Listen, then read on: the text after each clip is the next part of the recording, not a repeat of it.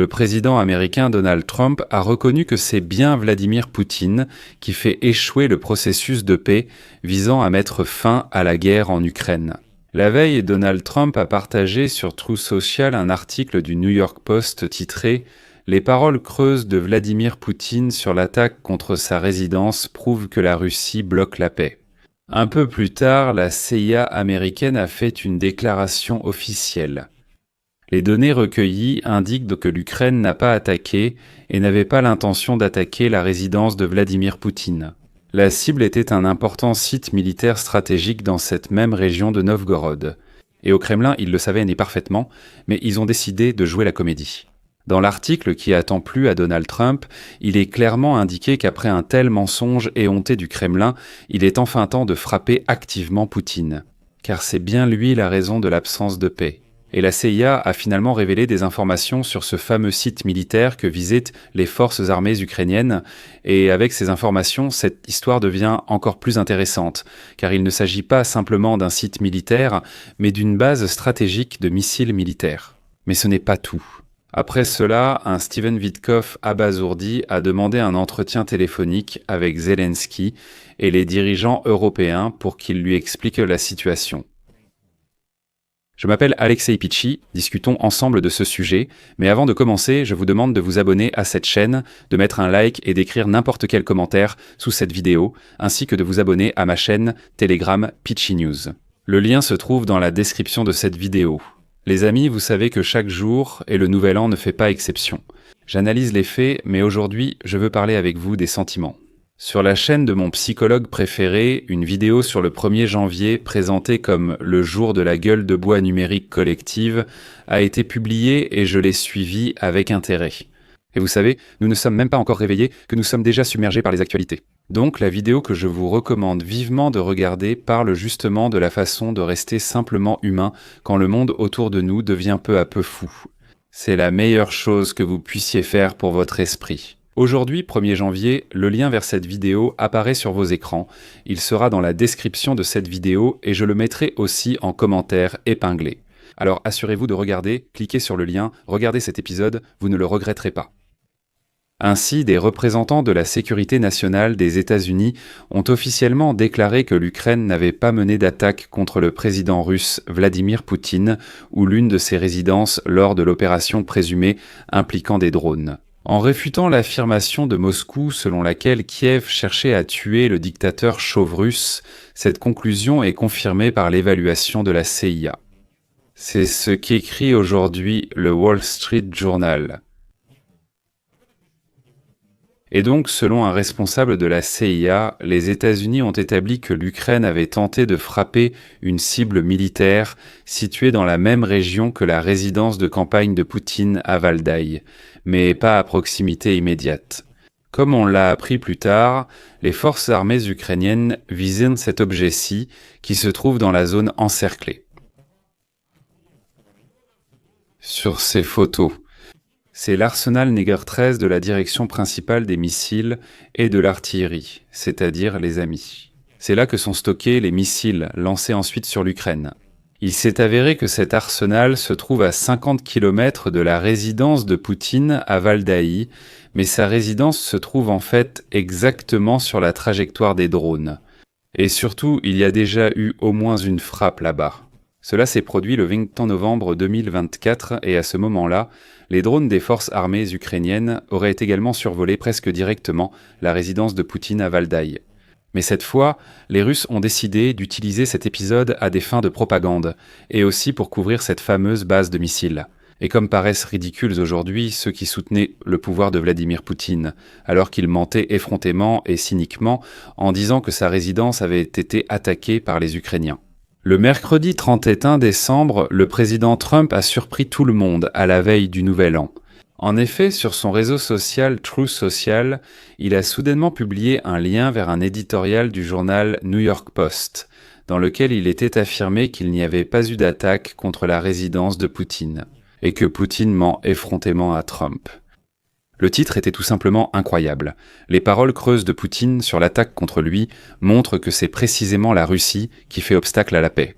Je vais maintenant vous citer cet article, mais avant cela, je tiens à souligner que Trump a publiquement déclaré qu'il respectait ce journal, et il n'a jamais qualifié le New York Post de fake news. Et vous savez, un grand respect à cette rédaction, qui ose publier des articles contraires à la position de la Maison-Blanche. Parce que honnêtement, le journal risque simplement de tomber en disgrâce auprès de Trump et de ne plus être en faveur auprès du président américain. Pourtant, Trump continue de la lire et la repartage. Je vais citer cet article en entier un peu plus tard, il est très éloquent, mais le plus important, c'est que, selon une source du Wall Street Journal familière avec le déroulement de la conversation, la publication de Donald Trump est apparue après que le directeur de la CIA, John Ratcliffe, a informé le président américain sur cette question et a déclaré que Poutine mentait. Et il n'y a eu aucune attaque contre la résidence à Valdaï.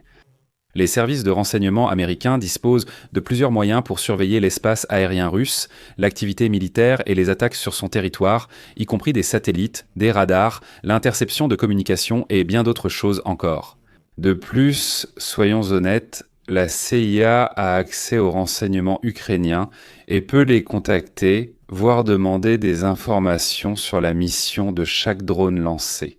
Mais ce n'est un secret pour personne que nous coopérons avec eux, donc il n'a pas été difficile d'apprendre, il n'a pas été difficile de savoir que les drones ne visaient même pas la résidence de Poutine. De plus, il convient de noter que l'Ukraine a reconnu son implication dans certains assassinats et attaques de sabotage en profondeur sur le territoire russe, mais a catégoriquement déclaré que l'Ukraine n'était pas impliquée dans l'attaque contre la résidence de Poutine. Autrement dit, si l'Ukraine avait attaqué la résidence, elle ne l'aurait pas cachée. Au contraire, cela aurait été une attaque publique pour exercer une pression psychologique sur les Russes. Les responsables ukrainiens affirment que Poutine cherche un prétexte pour détériorer les relations entre Washington et Kiev et affaiblir la position de négociation de son adversaire lors des pourparlers de paix menés sous l'égide des États-Unis. Et donc, en essayant de soutenir les accusations du Kremlin. Le ministère russe de la Défense a déclaré mercredi avoir intercepté 91 drones ukrainiens visant la résidence de Vladimir Poutine à Novgorod. Dans une vidéo publiée par un représentant du ministère russe de la Défense, on voit, selon eux, un drone ukrainien abattu, équipé d'explosifs, gisant dans la neige. Eh bien, c'était toutes les preuves de l'attaque. Enfin non, il y avait aussi une carte où étaient dessinées des flèches indiquant la direction dans laquelle les drones volaient. J'ai un épisode séparé sur ce sujet, je vous recommande vraiment de le regarder pour vous amuser un peu aux dépens des Russes. Les accusations russes sont survenues après une rencontre de près de 3 heures dimanche entre Donald Trump et Volodymyr Zelensky, qualifiée d'excellente par le président américain. Il a même envisagé la possibilité de se rendre à Kiev pour promouvoir sa position en faveur de la paix. En se référant à l'attaque présumée, Moscou a menacé de revoir sa position de négociation déjà stricte et a lancé des frappes de drones sur la zone portuaire d'Odessa. De plus, les services de renseignement américains ont informé Donald Trump que Moscou semble également renforcer ses positions en Asie et au Moyen-Orient, en avançant des accusations selon lesquelles l'Ukraine aurait tenté de mener une opération contre Vladimir Poutine en personne. Le Premier ministre indien, Narendra Modi, a déclaré mardi être profondément préoccupé par l'opération supposée des forces armées ukrainiennes. Le Premier ministre du Pakistan, Shahbaz Sharif, l'a qualifié d'acte ignoble. Le ministère des Affaires étrangères des Émirats arabes unis a également exprimé son inquiétude concernant cette accusation. Ils ont tous l'air stupides maintenant, puisque les services dits de renseignement américains affirment « Personne n'a frappé, qu'inventez-vous ». On sait que l'envoyé spécial de Trump, Steven Witkoff, a déjà annoncé sur les réseaux sociaux que mercredi, la veille du Nouvel An, toutes ces informations étaient déjà connues. Il a rapidement négocié avec les conseillers à la sécurité nationale du Royaume-Uni, de la France et de l'Allemagne pour discuter des prochaines étapes vers la paix. L'essentiel, c'est que Roustem Umerov a aussi participé à la discussion. C'est un haut fonctionnaire chargé de la sécurité nationale et un négociateur ukrainien. Steven Witkoff a écrit que les discussions portaient sur d'éventuelles garanties. Des garanties de sécurité et, je cite, des mécanismes de prévention des conflits qui aideront à mettre fin à la guerre et à garantir qu'elle ne reprenne pas. Eh bien maintenant, si vous avez attendu ce moment, je vais vous lire le texte complet de cet éditorial que le président américain Donald Trump partage personnellement aujourd'hui. Donc le New York Post poursuit, je cite entièrement toute la citation. L'ambiance était prudemment optimiste lorsque Volodymyr Zelensky a quitté Mar-a-Lago après sa rencontre avec Trump dimanche. Le président ukrainien a accepté plusieurs compromis sur le plan de paix, tandis que Trump s'est dit prêt à aller en Ukraine pour défendre des concessions territoriales au Parlement. Trump a déclaré que la fin de cette guerre dévastatrice n'a jamais été aussi proche. Le dictateur russe Vladimir Poutine a préféré le mensonge, la haine et la mort sur commande. Poutine a déclaré que les Ukrainiens avaient lancé des drones pour le tuer dans l'une de ses résidences extravagantes. À cause de cela, les Russes n'ont plus d'autre choix que d'être plus durs, a menacé le porte-parole du Kremlin, Peskov.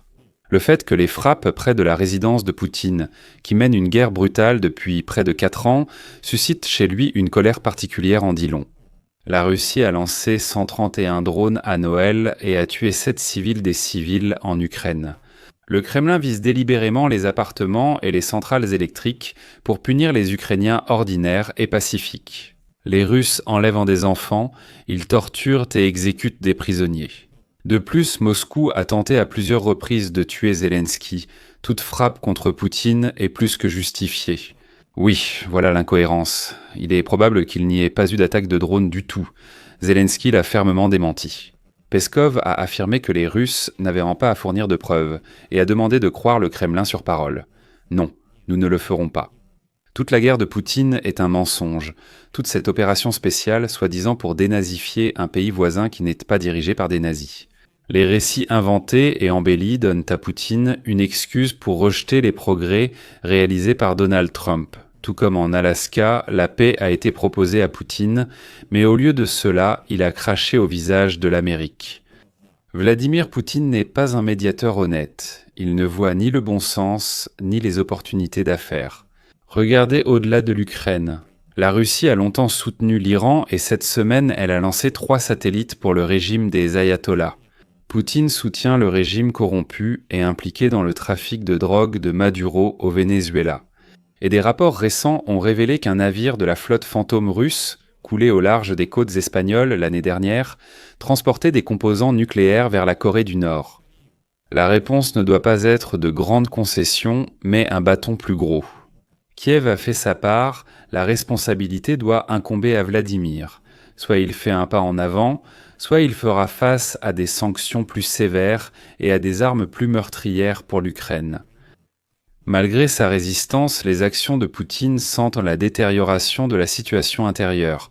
Son économie stagne, sa propagande vacille, tandis que les soldats russes reviennent sans fin, sa victoire est inévitable.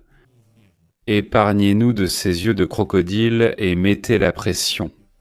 Donald Trump, que pensez-vous de ce contenu repris par le New York Post et partagé par le président américain ? Les amis, à la fin de cet épisode, je vous invite encore une fois à regarder absolument la vidéo que j'ai recommandée au début de l'épisode. Le lien apparaît à l'écran. Il est également dans la description de la vidéo et dans le commentaire épinglé. Je m'arrête ici. Partagez votre avis et vos conclusions dans les commentaires sous cet épisode. Abonnez-vous à la chaîne, activez la cloche et n'oubliez pas de mettre un like, les amis. Si vous souhaitez soutenir le travail de cette chaîne YouTube pour qu'elle continue à fonctionner en 2026 et à vous apporter des informations, vous pouvez le faire en faisant un don via les liens et les coordonnées indiqués dans la description de cette vidéo. C'est tout pour aujourd'hui. Prenez soin de vous. Au revoir.